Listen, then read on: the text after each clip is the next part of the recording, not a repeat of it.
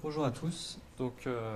Moi, je m'appelle Laurent Durousse. Je suis doctorant entre deux laboratoires, donc le laboratoire Gembas affilié à l'ICBMS et le laboratoire Virpat affilié au CIRI. Et je vous détaille un peu ma thèse qui s'intitule Le développement d'une nouvelle technique de quantification en ligne des particules virales de la grippe par résonance plasmique de surface, donc pour faire un peu moins indigeste, ou comment compter des virus de la grippe.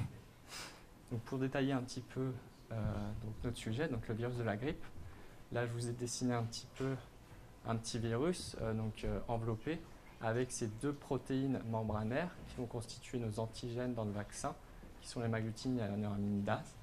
Et d'un point de vue infectiologie, en fait, qu'est-ce que va faire la grippe lors d'une infection? C'est qu'elle va pénétrer dans vos poumons et elle va infecter vos cellules en se liant, en fait, de manière, si on zoome un petit peu, en se liant à la membrane des cellules par fixation, en fait, de son hémagglutinine au sucre des glycoprotéines membranaires de vos cellules. Ce qui va permettre en fait d'infecter votre cellule et par la suite le virus il va reproduire ces protéines et se répliquer et bourgeonner à la membrane et par la suite produire des nouveaux virions qui vont réinfecter les autres cellules. Et ce qui fait que d'un point de vue en fait du médecin ou du pharmacien, on obtient quelqu'un de malade et plus symptomatiquement, voici la grippe en fait. Donc ça va peut-être pas jusqu'à la perte d'un bras, mais ça peut aller jusqu'à quelque chose de très extrême, voire à la mort chez certains patients. Et donc face à ça, face à ces symptômes, ce qu'on a, c'est justement un traitement assez symptomatique en général, donc soit du Doliprane, soit du repos. Et donc la manière la plus efficace à l'heure actuelle pour traiter la grippe, ça reste en fait la vaccination en amont. Donc pour parler un petit peu maintenant plus de la vaccination et de la recherche et du développement concernant le vaccin antigrippal, ce que vous pouvez vous dire, donc c'est classiquement, tout d'abord, sachant qu'un vaccin, ce n'est pas un médicament classique, c'est plutôt votre corps qui va travailler. Donc ce qu'on va faire, c'est qu'on va faire des études pharmacologiques et immunologiques afin, lorsqu'on injecte des antigènes vaccinaux dans votre corps, d'entraîner une réponse immunitaire de la part de votre organisme, ce qui va normalement induire une séroprotection lorsqu'on est exposé à nouveau au virus de la grippe. Donc, concernant le vaccin antigrippal, ce qu'il faut faire, c'est qu'au préalable, il faut quand même le produire, ce vaccin. Et le procédé, il est relativement établi à l'heure actuelle. Et donc, dans ce cas-là, on va parler à tout ce qui touche au bioprocédé. Donc, c'est ce qui va de la production jusqu'à la formulation du vaccin grippe. Et sachant que le vaccin grippe, en fait, il évolue, donc la grippe évolue chaque saison, le vaccin évolue aussi. Et en fait, des recommandations sont émises chaque année de la part de l'OMS au sujet donc, de la composition, mais également de la quantité d'antigènes vaccinaux à introduire dans le vaccin pour obtenir cette séroprotection. Donc si on parle un petit peu maintenant plus des bioprocédés. Donc il faut savoir tout d'abord que la production, elle s'effectue majoritairement sur un procédé qui se base sur la culture en œuf embryonnaire à l'heure actuelle.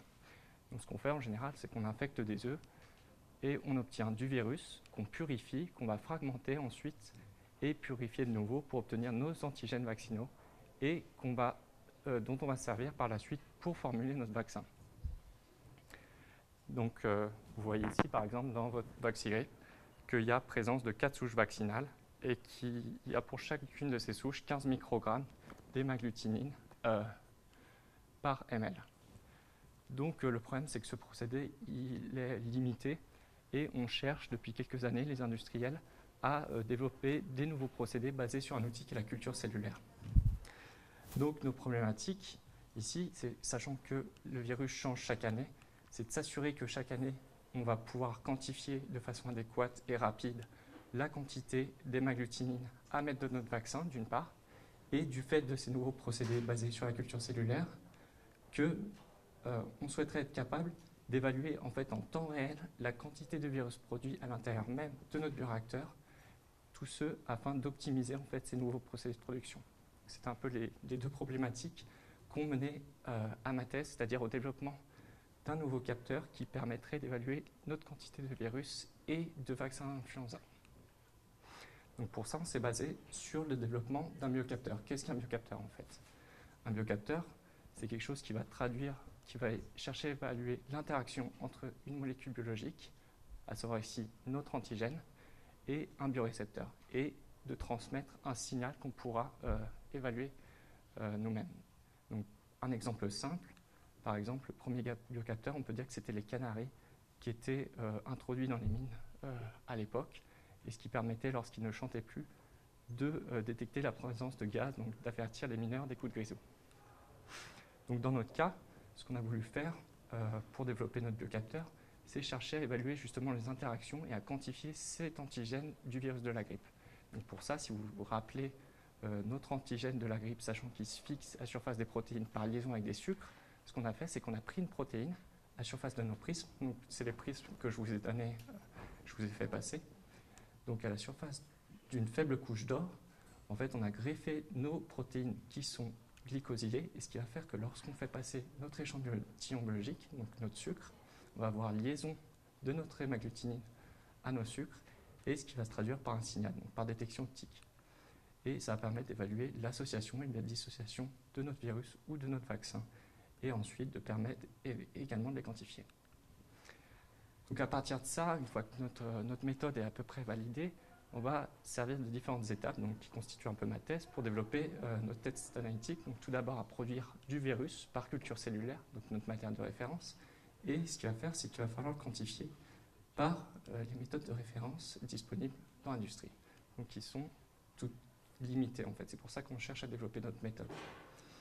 Donc la phase, une fois qu'on a quantifié ce matériel de référence, la phase à proprement parler 2, en fait, c'est justement le développement de notre méthode par notre outil de la SPR.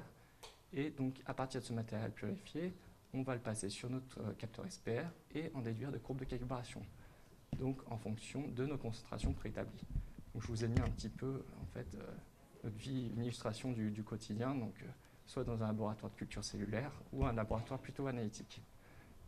Et en fait, la troisième phase de ma thèse, c'est un peu de faire quelque chose d'automatisé, donc de relier directement notre capteur SPR à un bioréacteur de production pour obtenir des cinétiques de production virale en temps réel à l'intérieur d'un bioréacteur de culture de virus. Donc là, c'est un peu plus du bricolage, c'est pour ça que je vous ai mis Bob. Donc, pour en venir un petit peu plus spécifiquement au développement d'une méthode analytique, qu'est-ce qu'on fait en fait ?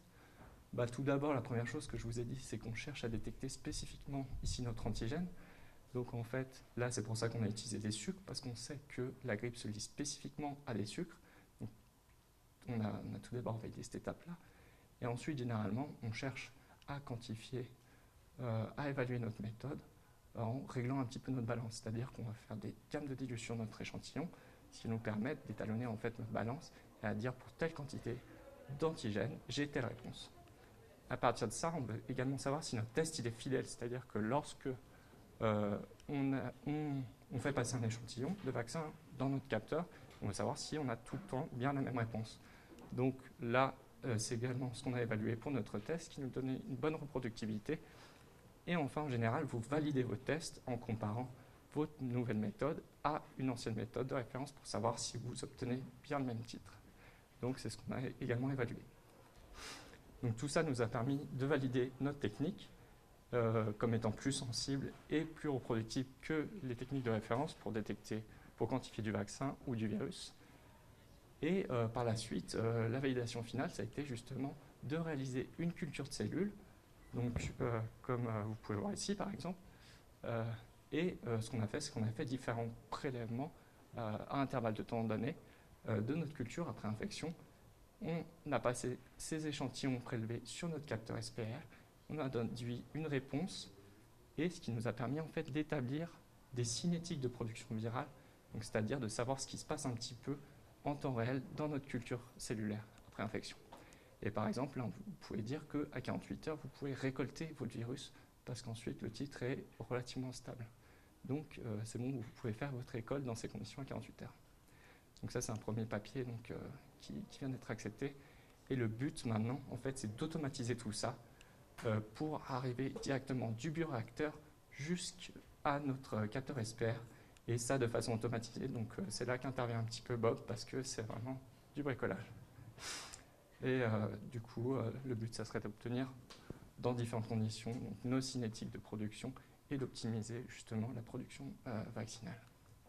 Voilà, donc je souhaiterais me remercier tous les gens qui m'ont aidé dans les deux laboratoires, donc le laboratoire Virpat et mes directeurs de recherche et tout le personnel du laboratoire Gambas. Et vous, merci.